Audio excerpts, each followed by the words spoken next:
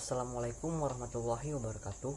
Perkenalkan, nama saya Muhammad Takasaki Zahra Zulkarnain dari Program Studi Teknik Geologi Universitas Sriwijaya Angkatan 2021.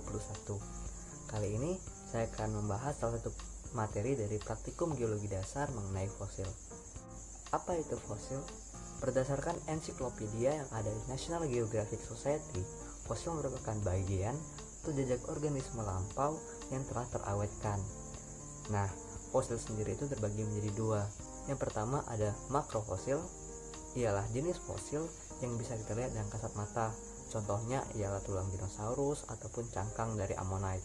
Yang kedua ada mikrofosil, merupakan jenis fosil yang hanya bisa dilihat dengan bantuan alat mikroskop atau secara mikroskopis. Contoh fosil ini ialah fosil plankton.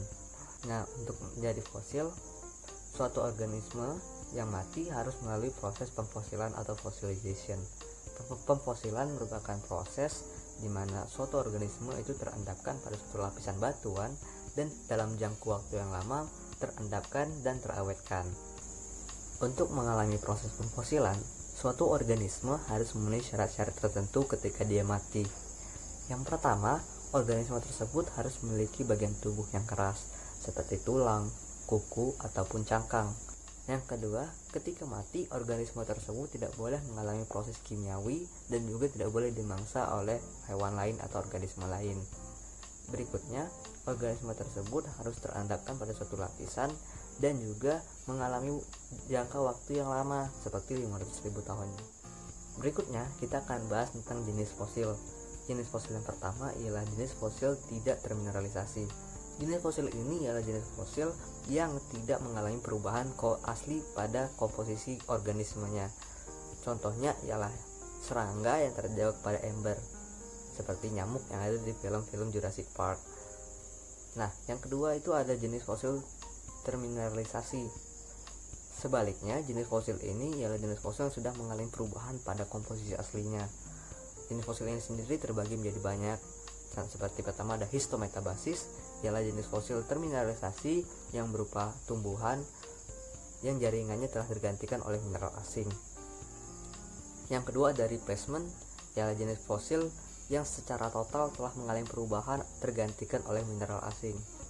Terakhir ya premineralisasi atau permineralisasi, ialah berupa bagian rongga atau bagian dalam cangkang dari suatu fosil atau organisme lampau yang terisi oleh mineral asing seperti kalsit atau pirit. Jenis ketiga adalah jenis fosil jejak atau trace fosil. Trace fosil ini terbagi lagi menjadi banyak. Yang pertama ada track and trails, seperti namanya. Track berupa jejak kaki dari organisme lampau, sedangkan trails merupakan jejak ekor yang biasa juga ditemukan pada hewan-hewan melata. Berikutnya ada burrow, ialah jenis fosil yang berupa jejak galian atau jejak lubang hasil galian dari organisme-organisme seperti cacing atau makhluk purba lainnya. Berikutnya ada coprolite, ialah jenis fosil yang berupa kotoran organisme lampau yang mengeras. Ada juga impression, merupakan jenis fosil yang berupa relief rendah hasil dari jatuhnya daun ke permukaan lumpur. Berikutnya ialah jenis fosil mold dan cast. Jenis fosil mold merupakan jenis fosil yang terbentuk ketika pada proses pelapukan organisme tersebut menghilang sehingga terbentuk rongga atau kekosongan dari lapisan batuan yang mengikuti bentuk asli dari fosilnya, bagian luarnya seperti cangkang. Nah, berikutnya ialah cast, kebalikannya ialah ketika rongga tersebut sudah menghilang atau sudah terbentuknya rongga pada lapisan batuan tersebut terisi oleh mineral lain atau material sedimen lain sehingga membentuk suatu yang atau fosil, jejak fosil yang mirip dengan bentuk aslinya namun bukan fosil itu sendiri. Jadi apa sih pentingnya mengamati atau mempelajari tentang fosil? Nah, dari fosil itu kita bisa menentukan skala umur geologi. Dari fosil juga kita juga bisa menentukan korelasi antar tubuh batuan. Dari fosil juga kita bisa menentukan di mana proses pelapukan fosil itu terjadi.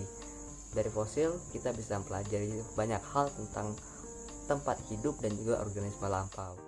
Nah, dalam penentuan umur fosil sendiri kita menggunakan waktu geologi yang seperti tabel berikut.